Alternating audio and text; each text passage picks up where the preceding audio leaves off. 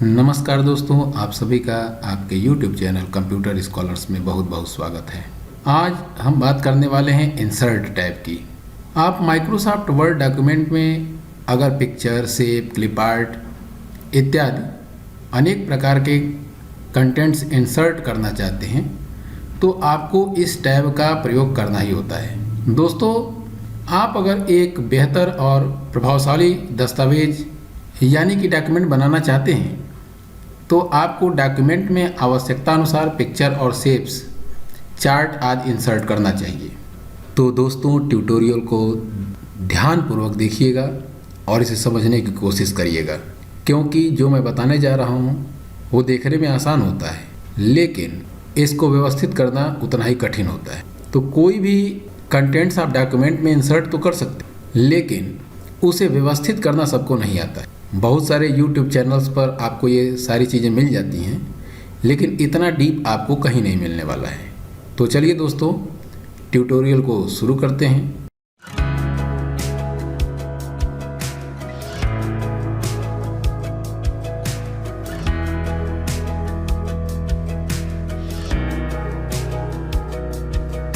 दोस्तों, आज हम जानेंगे कि डॉक्यूमेंट में पिक्चर्स और शेप्स कैसे इंसर्ट किए जाते हैं और उन्हें डॉक्यूमेंट में कैसे व्यवस्थित किया जाता है। इन दोनों के व्यवस्थित करने की प्रक्रिया अगर आप सीख लेते हैं तो डॉक्यूमेंट में आप जो कुछ भी इंसर्ट करते हैं उसे आसानी के साथ मैनेज कर सकते हैं। तो चलिए शुरू करते हैं।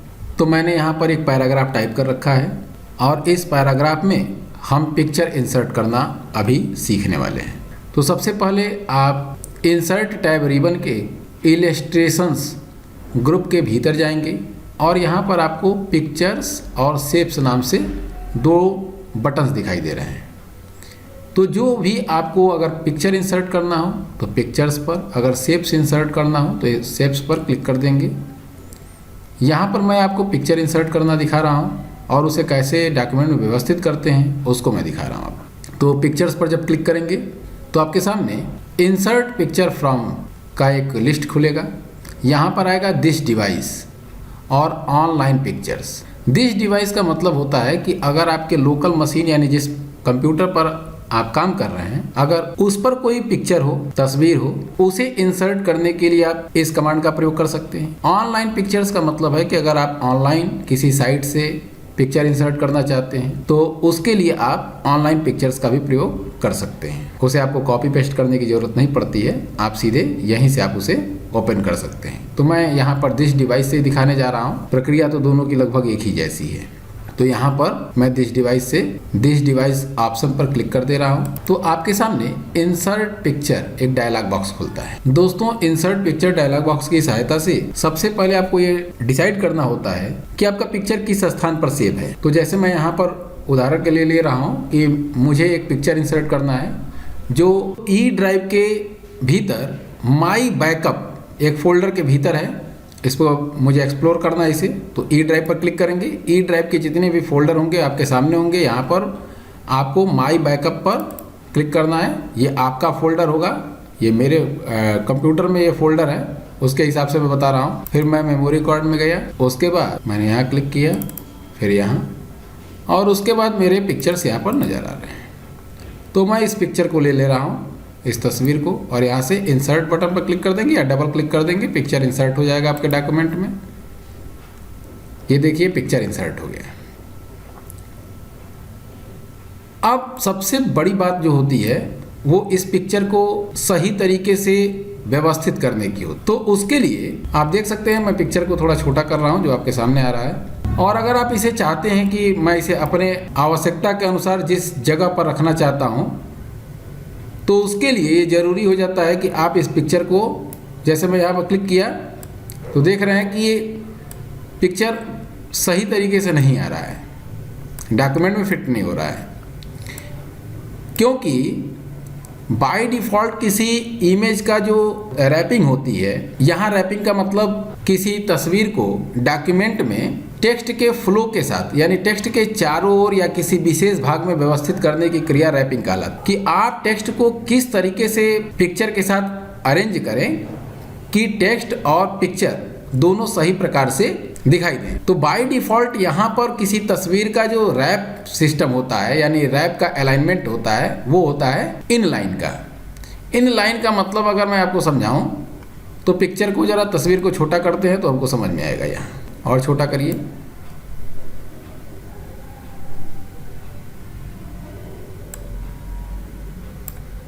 तो आपको समझ में आ गया होगा कि आप इसे देख सकते हैं कि जो तस्वीर है वो इस टेक्स्ट की लाइन में रैप है। और लाइन में रैप होने का मतलब ये है कि उसी लाइन में, जिस लाइन पर आपका इंसर्शन पॉइंट है, उसी लाइन में ये पिक्चर इंसर्ट हो जा रहा है। तो यहाँ से मैं इसे यहाँ उठा कर रहा हूँ तो देख सकते हैं कि यहाँ पर इस लाइन में अभी ये रैप हो चुका है। उसी तरह यहाँ लेके आओ तो यहाँ पर रैप हो चुका है। तो उस लाइन के भीतर वो पिक्चर क्या हो जाता है, आपका रैप हो जाता है। इससे कई लोग परेशान हो जाते हैं कि मेरा पिक्चर सही से टेक्स्ट के साथ फ्लो नहीं कर रहा है। तो उसके लिए आपको दो तरीके हैं यहाँ। पहला है, जब भी आप कोई पिक्चर इंसर्ट करेंगे तो एक कॉन्टेक्चुअल टैब, या कॉन्टेक्चुअल टैब कहा जाता है, यानी कि जैसे यहाँ पर मैं आपको दिखाऊं कि आप जब इस पर पिक्चर को डीसेलेक्ट करते हैं तो ऐसी स्थिति में ये टैब हट गया, लेकिन जैसे ही सेलेक्ट करेंगे तो देख सकते हैं आप यहाँ पर कि फॉर्मेट टैब आपके सामने नज़र आ रहा है।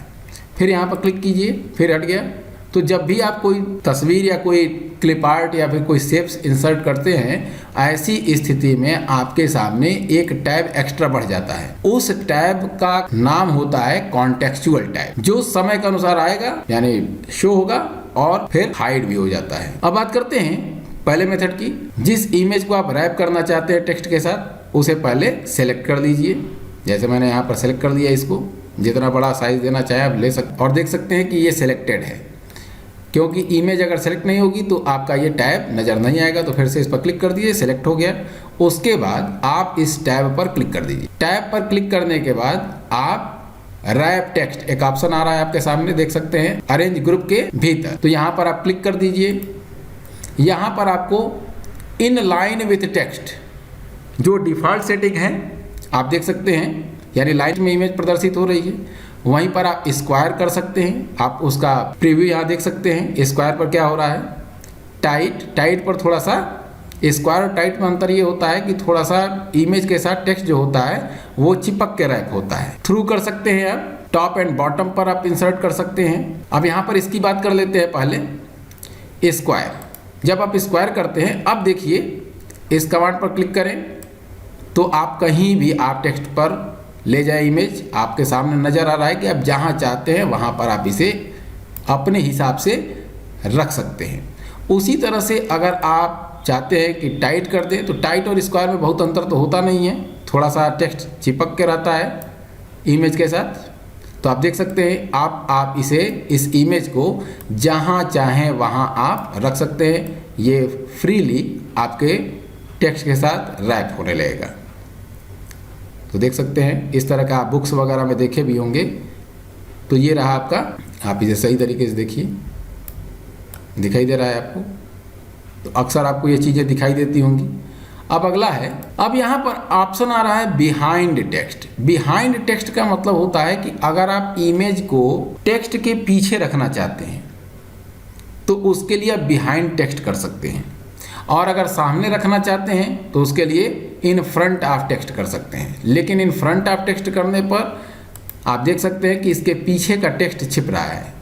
तो ऐसी स्थिति में इसका प्रयोग बहुत ही कम करते हैं। तो हम यहाँ पर सबसे ज़्यादा जो प्रयोग में लाया जाने वाला होता है वो स्क्वायर और टाइप, इन्हीं में से किसी एक का प्रयोग कर लीजिए।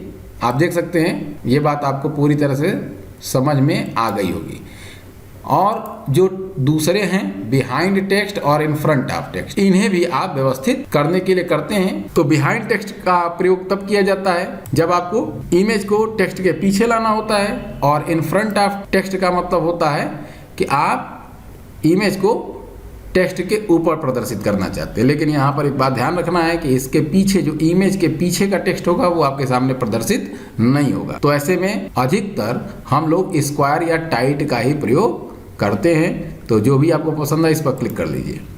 अब बात करते हैं, इसी में एक ऑप्शन है पोजीशन। इसमें आपको 9 पोजीशन दिए गए हैं कुल मिला के। पेज पर आप किसी इमेज को 9 जगहों पर रख सकते हैं इस विकल्प की सहायता से। तो सबसे पहले बात करते हैं, पहले हम इसमें पेज को थोड़ा छोटा कर लेते हैं जिससे आपको साफ साफ समझ में आएगा।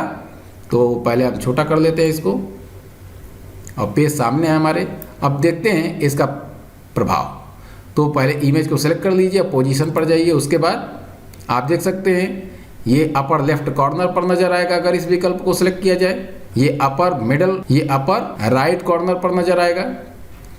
ये पेज के बीच में आ रहा है। ये ध्यान रखना है कि इसमें आपका पेज पर पूरा टेक्स्ट नहीं है, तो पेज के बीच में आ रहा है। ये पेज के मिडिल राइट में ये रैप कर देगा, ये पेज के ठीक मिडिल में रैप करेगा और ये मिडिल लेफ्ट में रैप करता है। जबकि ये ऑप्शन जो है वो पेज के बॉटम लेफ्ट साइड में, ये विकल्प पेज के बॉटम मिडिल साइड में और ये पेज के बॉटम राइट साइड में रैप कर देता है।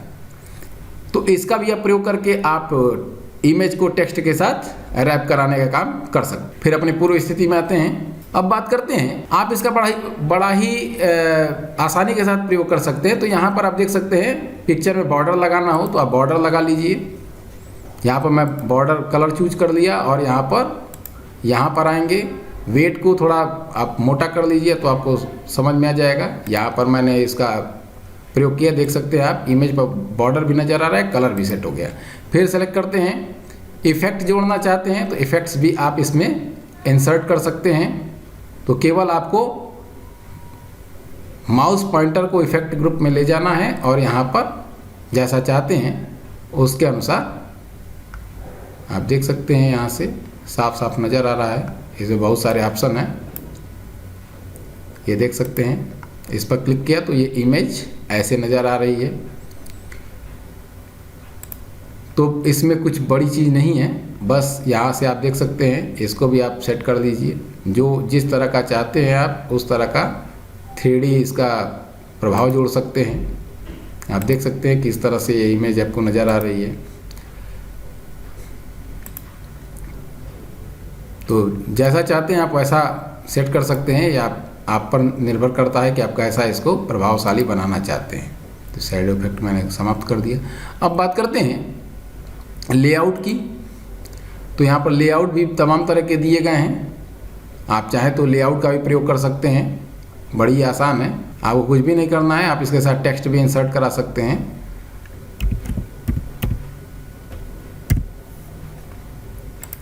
अब आप इस तरह से देख सकते हैं प्रभाव इसका। मैं अनडू कर दे रहा हूँ। फिर हम बात करते हैं,